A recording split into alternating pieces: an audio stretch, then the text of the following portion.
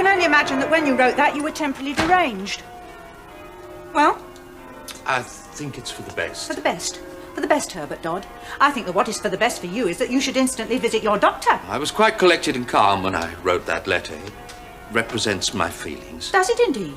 And what are my feelings? What does your fine sensitivity tell you of those? It's all in the letter. I thought you'd understand. You can't dispose of a person's life and a person's love in a letter. I really can't.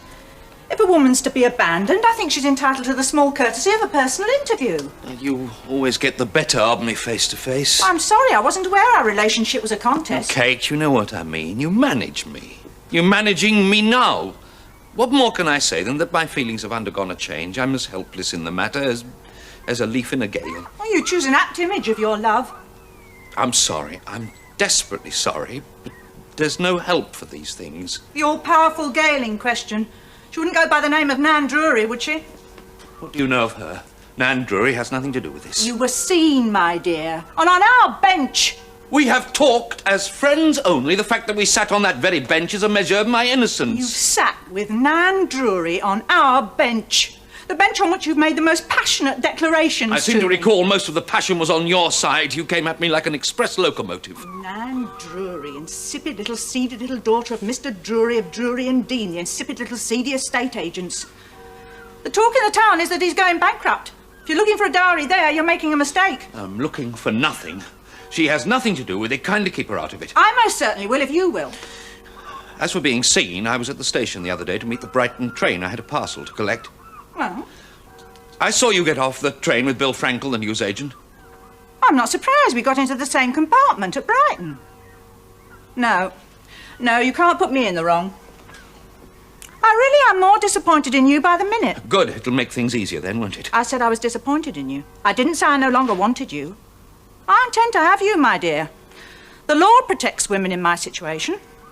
The law? If I don't hear from you within the next 3 days that this letter was all a mistake, I shall put the matter into the hands of my solicitors. I shall sue you for breach of promise. But you can't do that. On the contrary, nothing would be simpler. This letter alone, quite apart from anything else, would be sufficient for any British jury. I should get substantial damages. But you wouldn't do it. Oh, wouldn't I? The squalor of the courts? Kisses described, money claimed, love letters read out. Oh, it's unthinkable. Don't think about it, then. There's a very simple way not to. Forget this conversation and marry me as planned. Are you telling me you'd be willing to marry a man whom you would always know you had forced into it? A man who would remember the vile threats who used to coerce him whenever he looked at you? Never you mind about my willingness. You've known well enough what that's been for the last 6 months. You just make up your mind about your willingness. You can't bring a dead love back to life by menaces. You leave me to what I can do and what I can't do. I mean, what do you really want? Do you really want me just sordidly to marry you on top of all this? Or would you prefer your big haul of damages? Shan't you be disappointed, in fact, if all I let you get out of me is a 10-shilling gold ring and a blasphemous marriage service? For it would be blasphemous, I do assure you, between you and me. And then after the service, what? I take it you wouldn't for a moment suggest after that act of profanity that we should actually live together. That's as much my dream as it's ever been.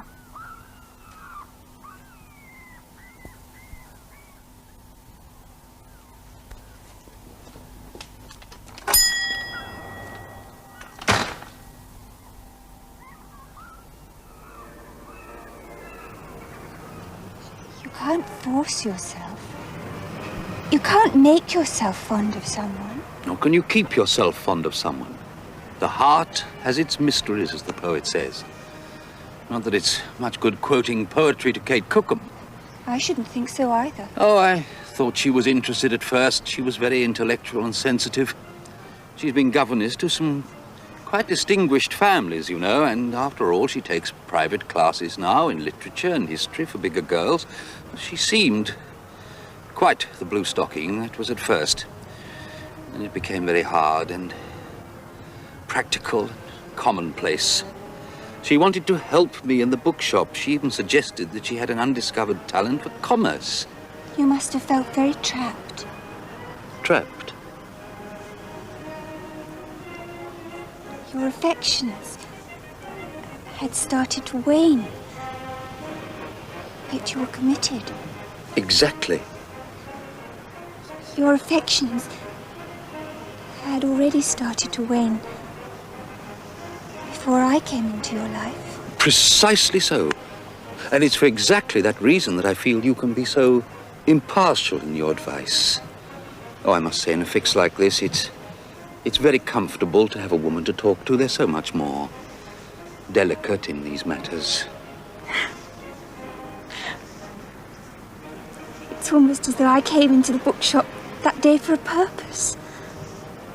To give you guidance in your time of trouble. What are you going to do? How could she? How could she stoop to the vulgarest process known to law, the ultimate vileness between man and woman? I expect you're feeling you didn't really know her. Vulgarity, it's the thing I've hated most and tried hardest to keep out of my life. Oh, I'm sure you've succeeded. I know I'm in a dismal, downtrodden sphere enough. There are few things more lacking in dignity than a threadbare business, but I have got taste. I have got a sense of the gentle thing and the aristocratic thing. That she should behave like a vindictive barmaid. That seems to be what hurts most, doesn't it? That you could be so wrong about her. What shall you do? What I shall not do is give in. How could I live with a woman I now hate to the depths of my being? Oh, she has me in her trap, and I dare say I shall not escape without losing a limb, but I'd not marry her now if she were the last woman on the planet.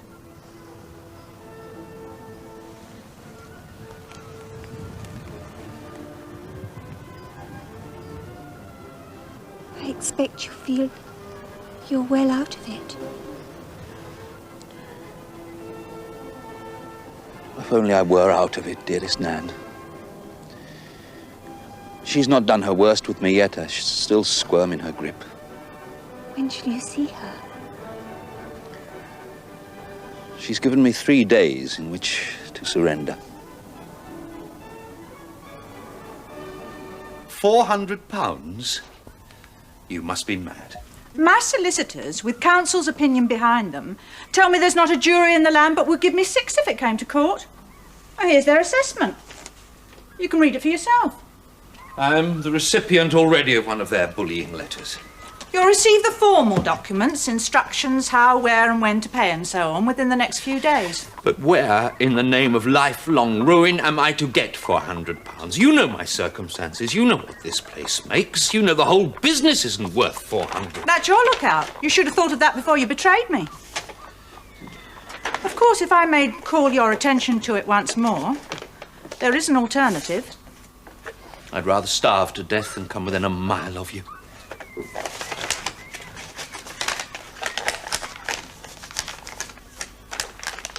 I'm glad you told her that. Of course you'd rather have starved. Nan, my dearest love. Starvation is something one might well have to get used to. Oh, hush. A beautiful, gentlemanly person like you is not made for that. You'll find a way. I'll have to mortgage the shop.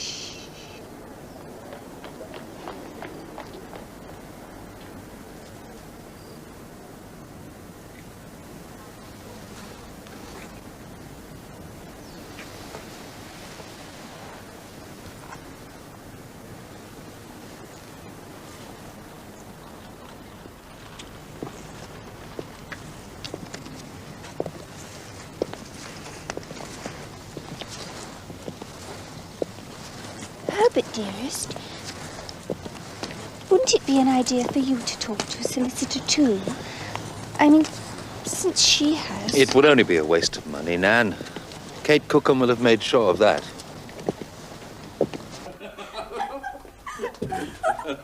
Here we are. Happy wedding day, Mrs. Dodd. Happy nuptials to you, Mr. Dodd. All the happiness in the world, my dear. It's not quite the send-off I should have wished for a daughter of mine, but since the business collapsed... Father, you know I never wanted a big wedding, not even when I was a little girl. I know that.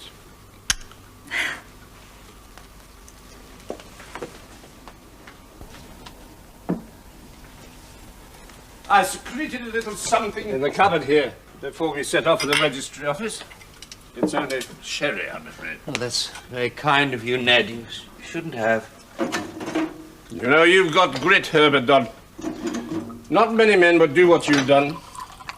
Marrying the daughter of a bankrupt father when you've got business buddies of your own. Love and honor, they go together, don't they? Bad, is it? I've mortgaged the shop, I've mortgaged the stock, and still I've been able to raise only 200 out of the 4. And I don't even know how I'm going to pay the interest on the mortgages. The business won't stand it or anything like it. The woman knows it, yet still the damned letters from her solicitors. More, more, more. I wish I could help. Here. Drink this up and forget about it for a bit. That's why, if we're blessed with children, I pray for daughters. If I've no business to leave to a son, and I'm pretty sure I shan't have, I'd rather have a daughter. I know how you feel, old man. Anyway.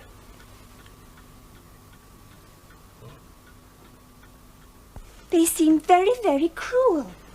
They're not the cruel ones. They're only following instructions. Her instructions. I'm told she's living in London now in style. On us. Shall we be able to keep our little flat here over the shop? We shall have to. It's all we've got left. Dearest, since she took legal advice, I wonder that you didn't do the same. Before being sure, I mean, that you stood no chance. Perhaps your people would see things differently from hers. All any lawyer would have wanted to do would have been to drag me into court to fight it out. But might they not have told you that she could never take you into court? With that letter? That letter was a gift to any jury. Oh, no, I'd have ended up in court, never fear. At least I've avoided that final degradation. Yes, I'm sure you're right, dearest. Anyway, I am sure you always take too gloomy a view. I'm sure everything's going to turn out well for us, isn't it? Yes, of course it is, dearest Nan. Right, up we go. That's the last of them, then, Gov. I'll put it on the cart. Use it here as moving.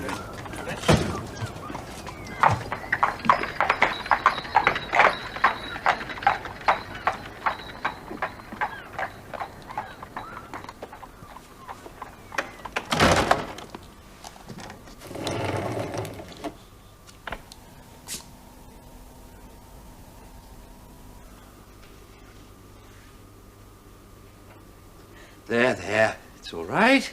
It's all right, my dear. I shall get a job as a publisher's representative selling to bookshops. I shall probably make my fortune, shan't I, Jenny? Eh? Yes. Yes, of course you shall. I mean, if you don't know about books, who does? That way I shall be able to keep up the mortgage on our little flat.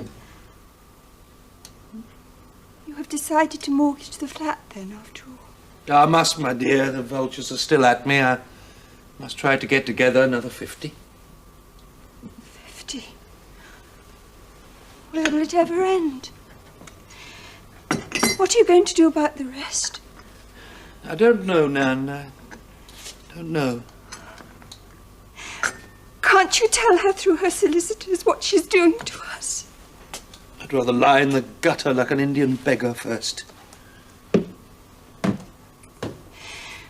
I wonder you didn't take advice as she did.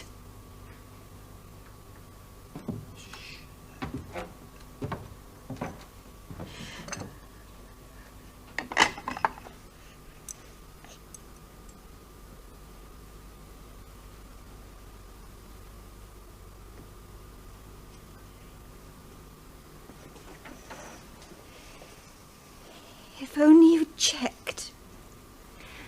Only made sure she was within her rights. That's all I say. I sent her the 20.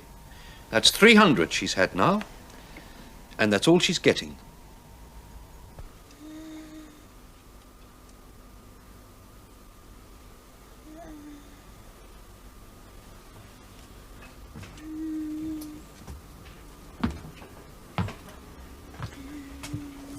She's simply not strong enough, not well nourished enough to pull through. And you look all in yourself. Isn't there someone else who could sit with her for a bit? Some other member of the family? There was. She would have been 9 now. Same thing, influenza. Shh. So.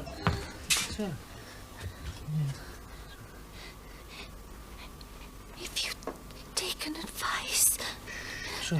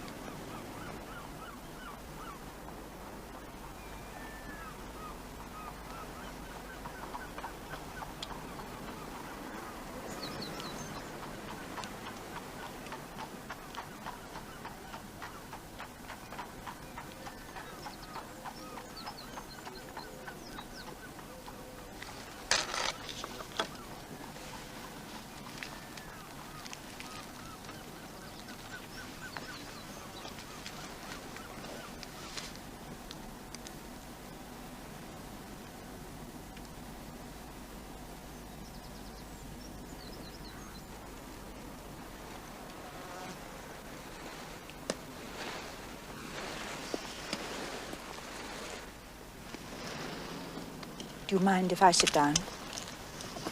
No, please, don't let me chase you away. This is a public bench, is it not? Then may we not both enjoy it?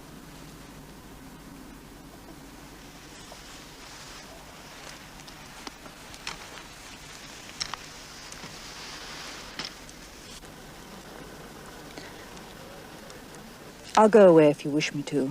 I mean now that you've seen that I'm here. I wanted you to know that I was here. I didn't want us to meet accidentally. I thought of writing to you, and then I was afraid that if I wrote, you might refuse. So, knowing that you must come here, I thought of this way.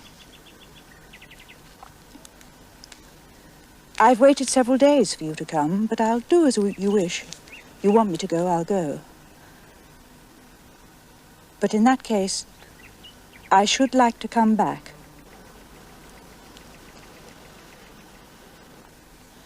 I came down.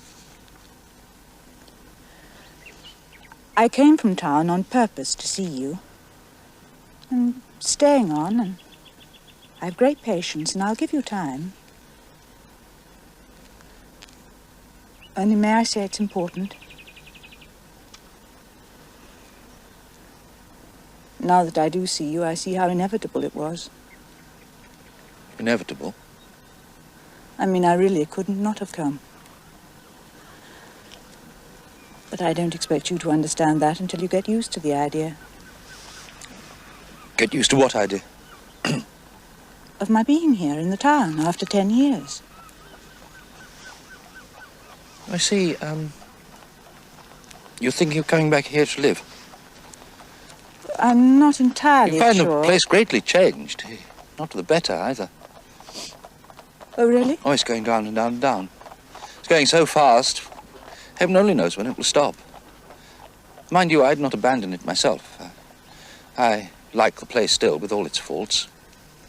I suppose one gets used to The a place. old town clerk died, you know. You remember him, old Paxley. He was a good man for the town. Got a new chap in now, one of these fellas with modern ideas. I'm told he's not the same article at all. I'm told council don't know where they are with him half the time. I wanted to ask... They pulled down the old market cross in the square, you know. Oh, 4 years ago. In his place, they put up one of those nasty hotels for visitors. The council's whole policy seems to be to cater for cheap excursionists. I'm staying at the Royal. Oh. Are you now? Have you ever been in it? Once, I had to deliver a set of books to a rich lady who was staying there. She wanted to take them back to London. I remember she left without settling with me. She sent me her cheque from London 4 months later. You should have charged her interest.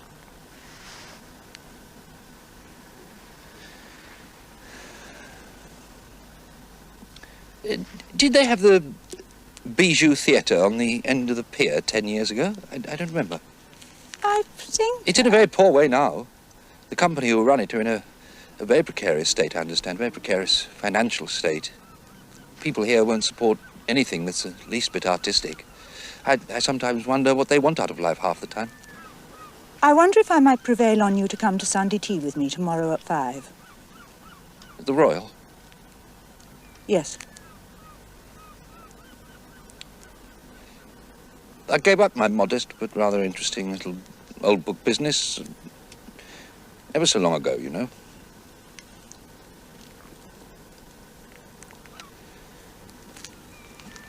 If you can come, I shall be at home. I came down, as I said, for the sole purpose of seeing you. But I leave you to decide how you feel about it. I can quite understand that it might take some thinking about. I know that I still owe you a large sum of money. If you've come to see me about that, I may as well tell you here and now that I shall be able to meet my full obligation in the future as little as I've met it in the past. I shall never be able to pay up that balance.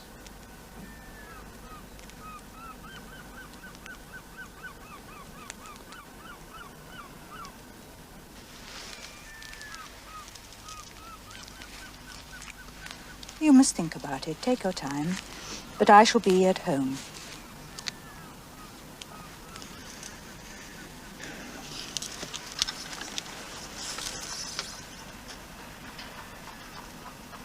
Are you married? No, I'm not married. Oh, I see.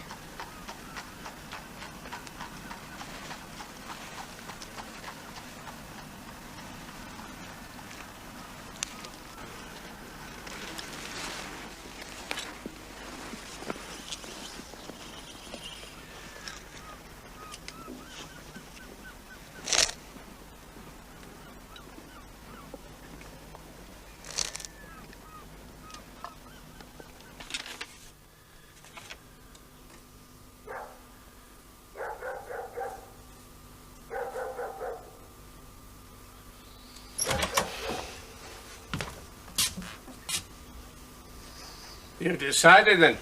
I wouldn't miss it now for the world. How's that, then? I have concluded that she wants something from me.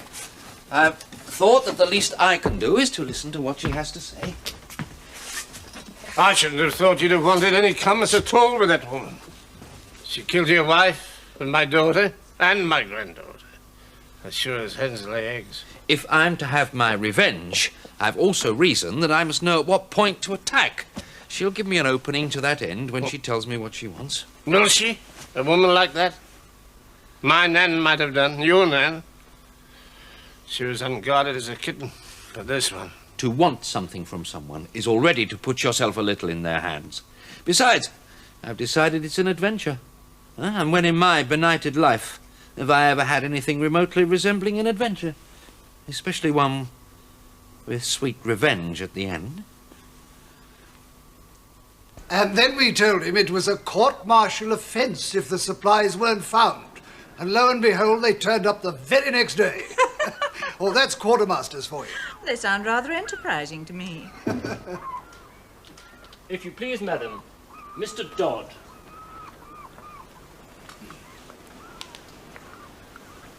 Mr. Dodd, how nice of you to come.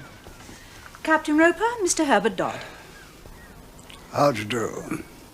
How do you do? Well then, goodbye till next time, Captain. Oh, yes, indeed. Thank you very much for the tea. It was extremely pleasant.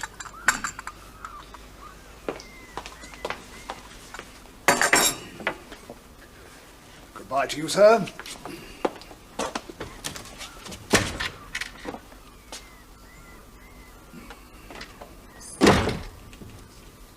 He's an acquaintance, but he's a bore. He turned up without being invited, and I told him before you came that I was expecting a gentleman with whom I should wish to be alone. And anyway, he'd had his tea. But he hadn't had his tea. Well, at any rate, you must have yours. I've come as you've seen, but, I've come to understand. And if you require to be alone with me, and if I'm to break bread with you, it seems to me that I must first know exactly where I am and to what you assume I commit myself. You commit yourself to nothing. You're perfectly free. It's only I who am not free. Now, won't you please sit down? Please. Have some tea. Do.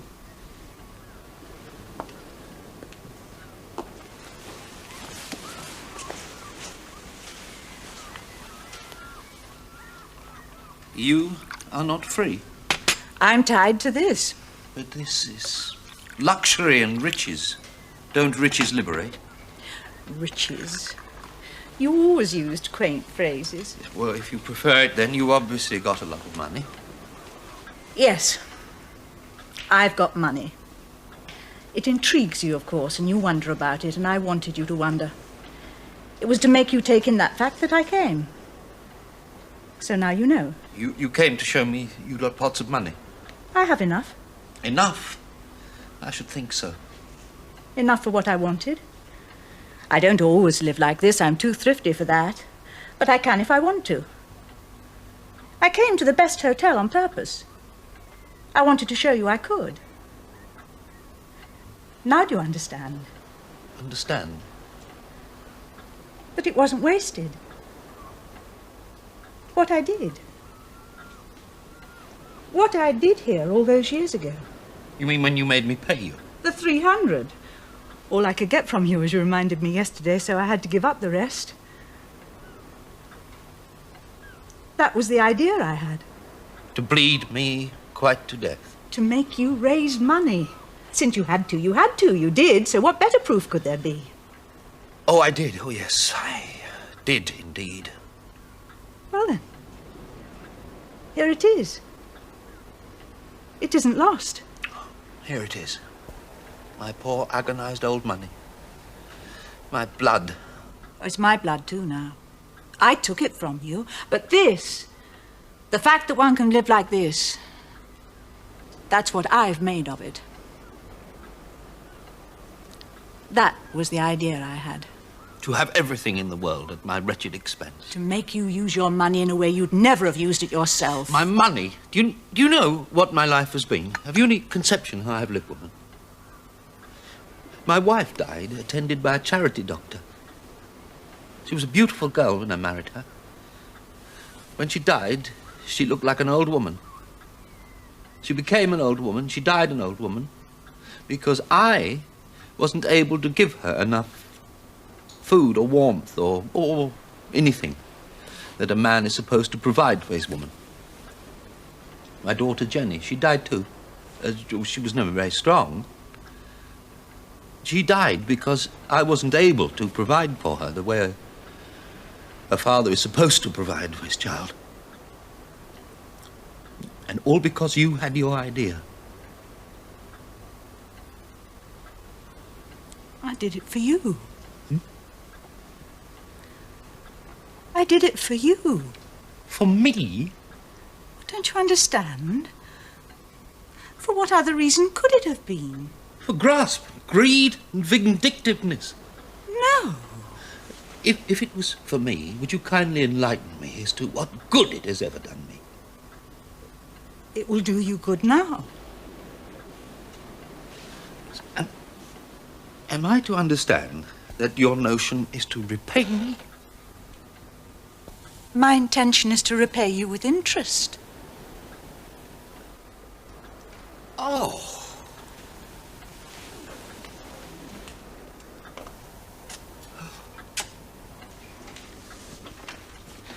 I wanted to take care of you. It was what I first wanted. It was all I wanted.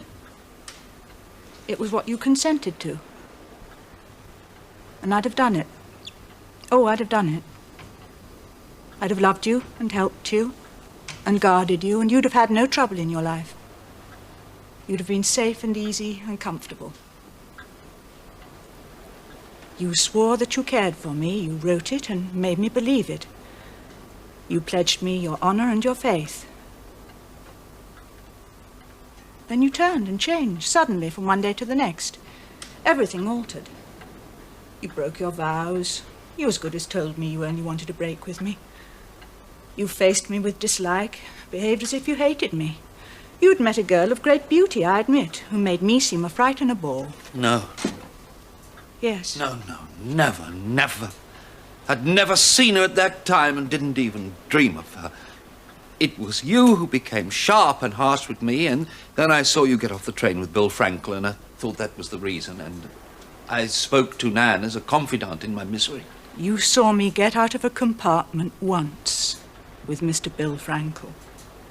It was your faces. You were laughing. Well, never mind. I dare say we will never know the real truth of it, neither of us. But we shall have our versions. Sometimes it seems a long time ago. Sometimes it doesn't. It's always seemed like yesterday to me. Well, let's say that there wasn't much difference. Whether it was for another woman or because of a false imagining on your part, or that you suddenly found me plain and simply loathed me for myself, the effect was the same. I was out in the cold. And nothing is more hopeless than complaining that someone doesn't love you anymore. No, I didn't intend to cause you pain. Do you remember that sonnet of Shakespeare's, the one you used to read to me? Love is not love that alters when it alteration finds. I found that was true. You're telling me you ruined me out of love? All I ever wanted, exclusively and passionately, from the first day I met you, was to take care of you. I was denied the opportunity. It was snatched away from me, so I had to find another way. Another way? Another way to secure your future for you. What? Well, I had no money whatever then, nothing of my own. It wasn't with mine I could do it, but I could do it with yours. I knew I could if I could once get it out of you. You put my life up at the sale room? But using your money for you and using you yourself for your own future, as I should have done had you married me. That was my motive. And as I've told you, without your quite seeming to understand it, I've brought it all back to you. Everything.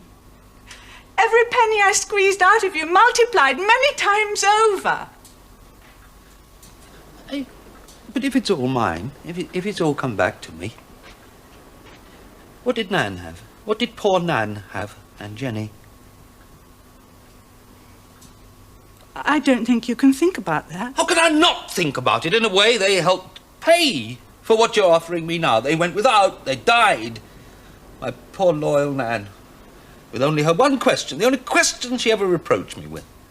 What question? Can you give me your word of honour that if I had taken decent advice, I mightn't have defied you? Certainly you could have defied me. They would have told me you had no legal case? They would have told you that I had nothing.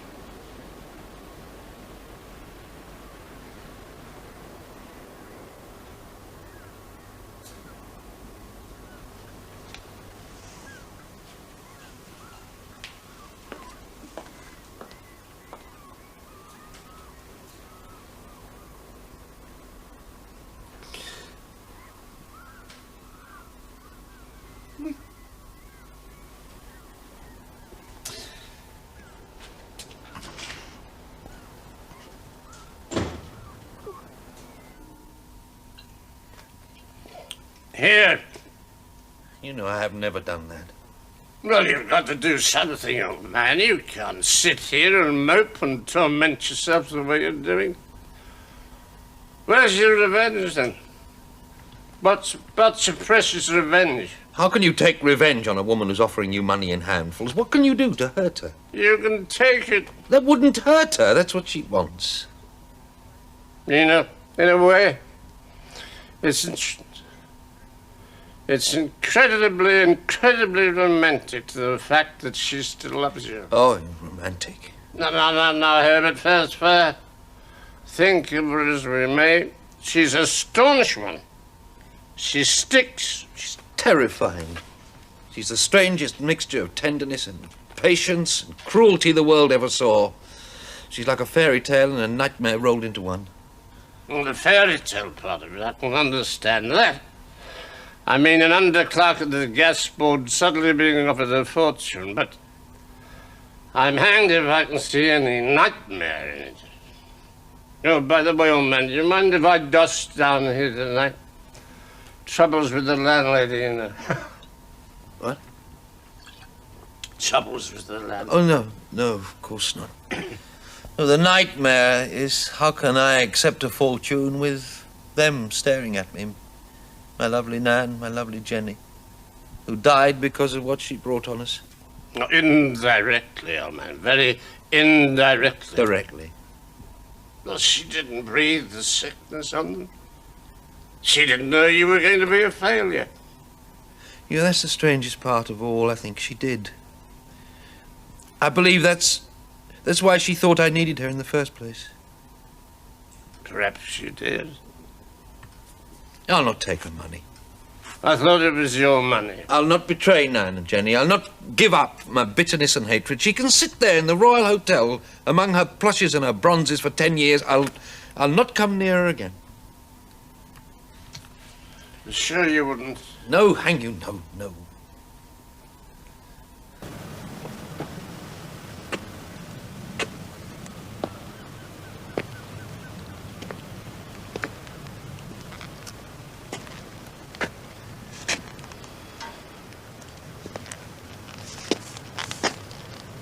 You've done well. I'll say that for you. I mean, holding up the way you have. It's been a week now.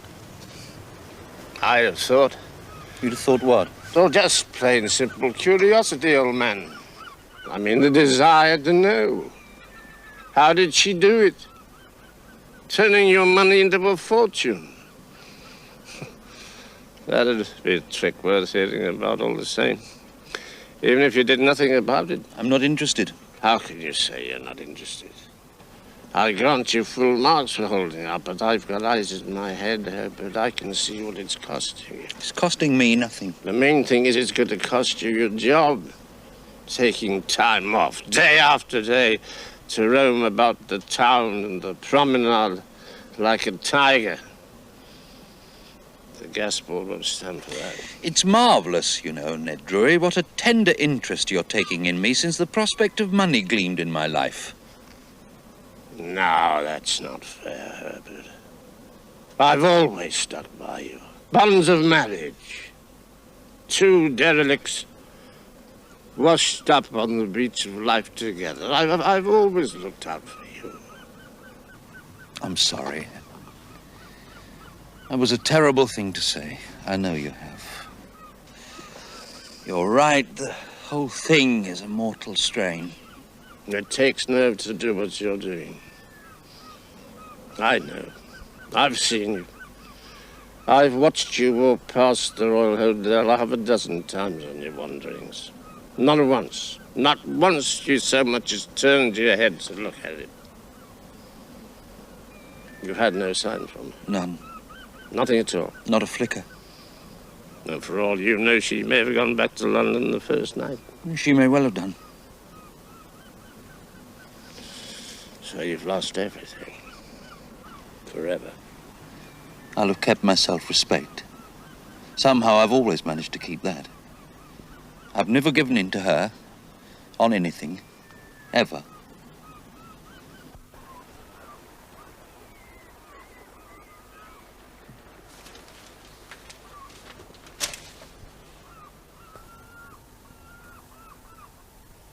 She's still here.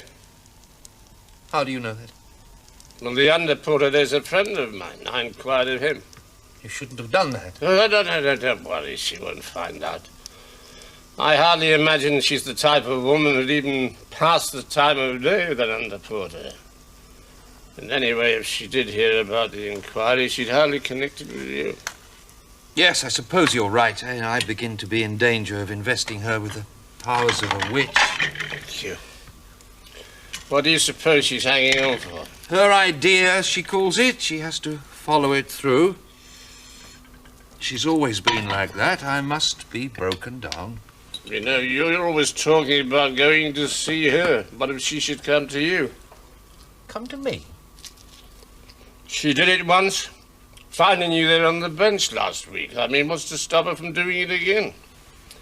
Once she knows you're not going to see her, what's to stop her seeking you out again? I know her. She'd not do that a second time. She might. Suppose she did. If she came to me again, and it's an impossible if, it would mean she felt absolutely sure of success. She's not a woman to feel herself to have failed twice. It would mean she took my refusal for hollow heroics, a vain parade. That my need, my misery, my inability to go on hating, my pathetic response like a stray mongrel to the least little pat on the head would this time bring me down and bring me to heel. It would mean she assumed I was tired and frightened, that I woke every morning with my stomach in a knot of wretchedness, and that I went to bed every night as to a refuge I hoped would turn into eternity. It would mean she felt I'd go through life lost in a fog of terror. She would assume all that. What? Yes. Yeah, it would mean that she'd done so, yes. What would you do if she did come? I'd turn my back on her and walk straight away.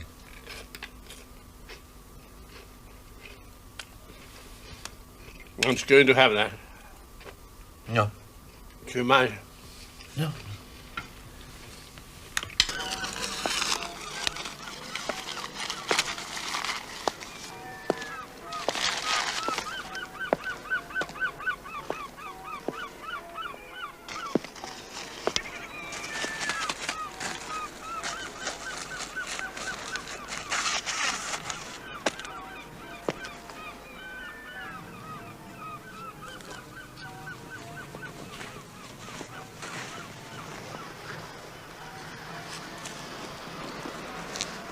I've opened an account for you at the local branch of the bank I use in London. It's all in there for you. You only have to draw. Draw? Yes, that's what people do when they have money. They draw it out and use it. Please, won't you come and sit down? I have all the details for you. We can hardly go into it standing here.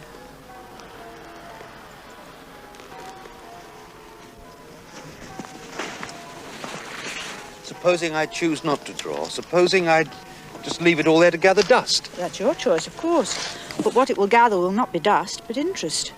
The problem, as it were, will grow bigger and not smaller. Supposing I just give it all away to charity. Well, that too is your privilege. At least you'd have made your own decision about your own money. Now, this is the statement of account. This is the form of credit I've arranged for you. Here's your checkbook. You'll have to provide them with a specimen signature, of course. I should have thought you'd have given up. I should have thought you'd have gone away. Oh, come now, Herbert Dodd. As if you didn't know by what accord you hold me. You knew I wouldn't go away. You knew that if I was silent, it was because I was busy on your behalf. Swear to you, I thought nothing of the kind.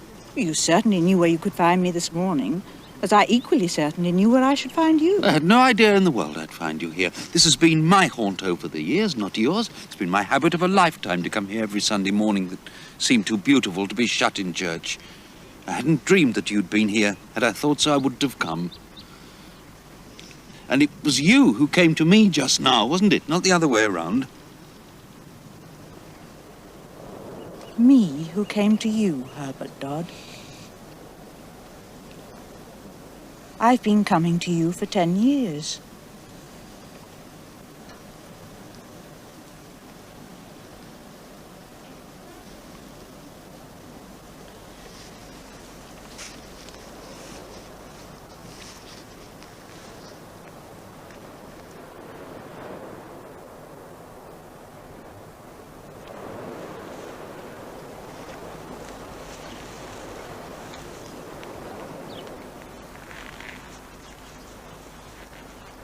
Well then.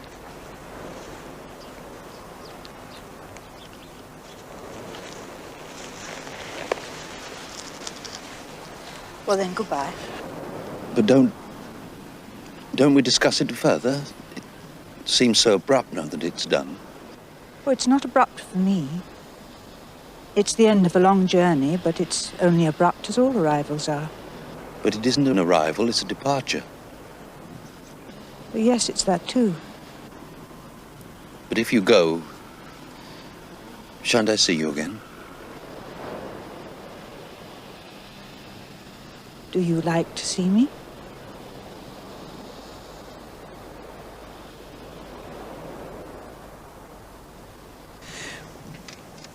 Where did it all come from? It came from you. I mean, so much money, such a lot of it. It's all I made, every penny. You must have slaved. Yes, I slaved, but no more than you. I told you a long time ago I had a talent for commerce. I can't take all this. What will you live on? Oh, I've learned to live on very little. Every penny that wasn't working for you I begrudged bitterly. It's odd, isn't it? The saying is, money isn't everything. It's an enormous thing, of course, but it isn't everything, is it? There are demons it won't buy off.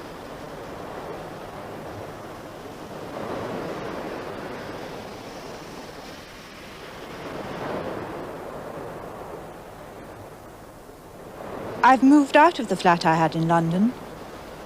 I've no need to be at the centre now. Oh, see, are you in lodgings? Yes, but far from the centre, of course. At Richmond, up on the hill. Oh, yes. Yes, I've heard of the hill, of course. They do say it's awfully sunny and nice. Oh, yes, it's very nice.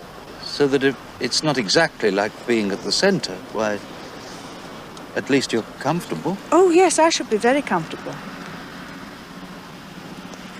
You shall stay here, shall you? Buy something here? Yes, I suppose I shall. I hadn't really thought about it. Of course, I must set Nan's father up somewhere. Oh, yes. Yes, you must do that. Well. It'll be difficult about addresses. Addresses? To keep in touch. It would seem absurd not to keep in touch. Oh, I'll give you mine.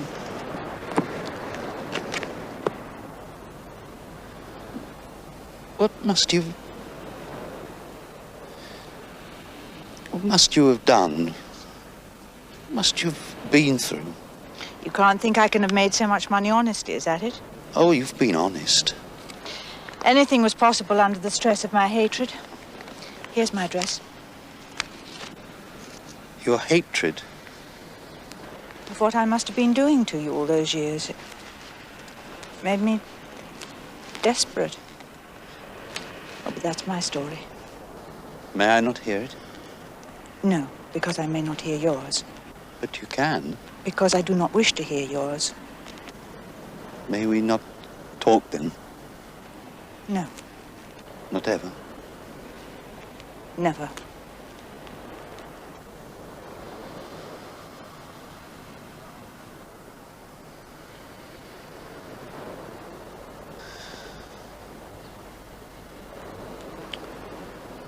Well, I see.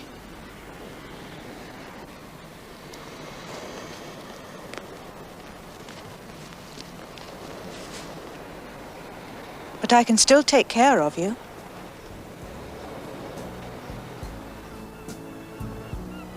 Kate, please do.